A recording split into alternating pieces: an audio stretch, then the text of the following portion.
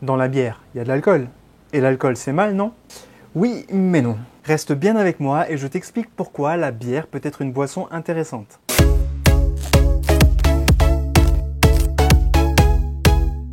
Salut, c'est Christophe, bienvenue pour cette nouvelle vidéo. Si tu ne me connais pas encore, moi je suis napsothérapeute, coach santé et formateur en ligne. J'aide les gens à rééquilibrer leur hygiène de vie et à retrouver l'énergie et la vitalité dont ils ont besoin pour atteindre tous leurs objectifs en travaillant sur l'alimentation, l'activité physique et le sommeil. Aujourd'hui dans cette vidéo, je vais te partager 5 faits peu connus sur la consommation de la bière. J'espère que tu n'es pas très loin d'une brasserie parce qu'il se peut qu'à la fin de cette vidéo, tu aies très envie d'aller te commander une pinte de bière. Alors pour faire une petite intro, la bière serait l'une des boissons les plus anciennes de l'histoire de l'humanité, puisque les pharaons égyptiens en buvaient déjà il y a plus de 3000 ans. On a même trouvé des traces de brassage de bière il y a plus de 11 000 ans avant Jésus-Christ, soit bien avant de la culture des céréales elles-mêmes, il y a 8000 ans avant notre ère. Du coup, les toutes premières bières auraient été brassées avec des céréales sauvages, et certains anthropologues s'avanceraient même à dire que si on a inventé l'agriculture, c'était avant tout pour fabriquer de la bière et non pas du pain, mais va savoir ce qu'ils avaient bu avant de sortir des conclusions pareilles. Alors, la France, on le sait, c'est le pays du vin.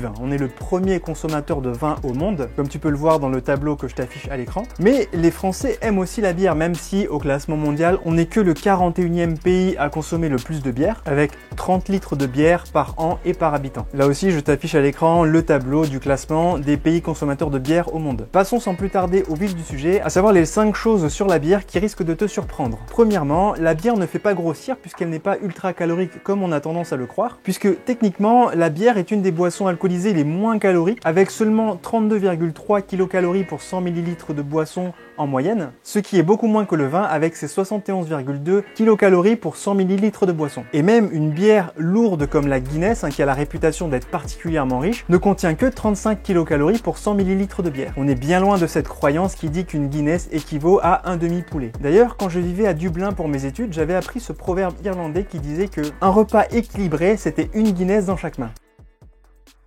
Du coup, pour revenir aux calories de la bière, la vraie différence entre la bière et le vin, c'est la quantité qu'on va boire. Dans une pinte de bière, il y a beaucoup plus de boissons et de calories que dans un verre de vin en général qui est moins volumineux. D'ailleurs, des études récentes tendraient à prouver que la consommation avec modération de bière, c'est-à-dire avec un maximum de 500 ml par jour, n'aurait aucun impact sur la corpulence des consommateurs. Ce serait plutôt le régime alimentaire qui est beaucoup plus riche chez les gros consommateurs de bière qui serait responsable de la prise des kilos en trop et du fameux gros ventre de bière. Alors, deuxième effet surprenant de la bière, c'est qu'elle serait bonne pour le cœur. En effet, la bière contribuerait à fluidifier le sang, ce qui améliorerait sa circulation. Ensuite, la bière contient beaucoup de vitamines du groupe B qui sont connues pour faire baisser le taux d'homocystéine dans le sang. Or, l'homocystéine, c'est un marqueur sanguin de l'inflammation, à l'origine des problèmes coronariens, des accidents vasculaires cérébraux, des thromboses, etc. Des travaux qui avaient été menés sur certains volontaires de l'étude Suvimax ont montré que les hommes qui buvaient de la bière avaient un taux d'homocystéine plus faible que ceux qui n'en consommaient pas. Mais bon, là, on va relativiser parce que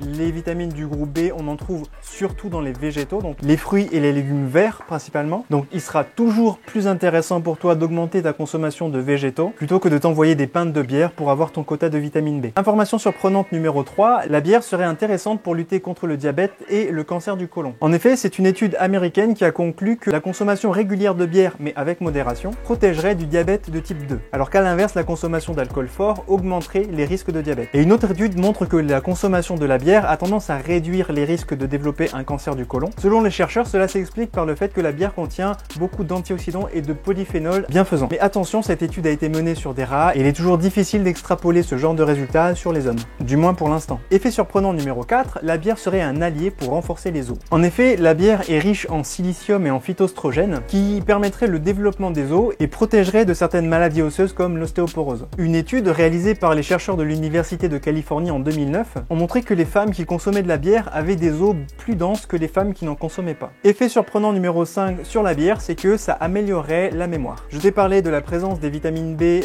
dans la bière et en particulier la vitamine B9 que contient la bière est connue pour préserver les facultés cognitives et donc la mémoire. Des études ont mis en avant que des buveurs modérés de bière avaient une meilleure mémoire et avaient moins de risques de développer des maladies comme Alzheimer ou de souffrir de démence par rapport aux non-consommateurs de bière. Et pour finir, un petit bonus, la bière serait aussi un allié pour lutter contre le stress. Et ça, ce sont des chercheurs de l'Université de Montréal qui ont établi que la consommation de bière diminuerait le stress et les angoisses liées au travail. En effet, boire une bière aiderait à se relaxer et à se détendre, permettant ainsi de relâcher la pression liée au travail ou ou aux autres pressions de la vie quotidienne. Alors ces bienfaits viendraient autant de la bière en elle-même que du contexte et de l'environnement dans lequel elle est bue. Puisque souvent quand on boit une bière, on est dans un environnement détendu avec des amis ou avec des collègues. Avant de finir, j'aimerais quand même te mettre en garde, attention, la bière reste une boisson alcoolisée et comme toute boisson alcoolisée, elle doit être consommée avec modération parce que l'alcool en excès est particulièrement néfaste pour la santé. L'alcool est connu pour être notamment responsable de nombreux cancers, comme le cancer de la langue, de l'œsophage, de l'estomac, du foie, du côlon, du rectum,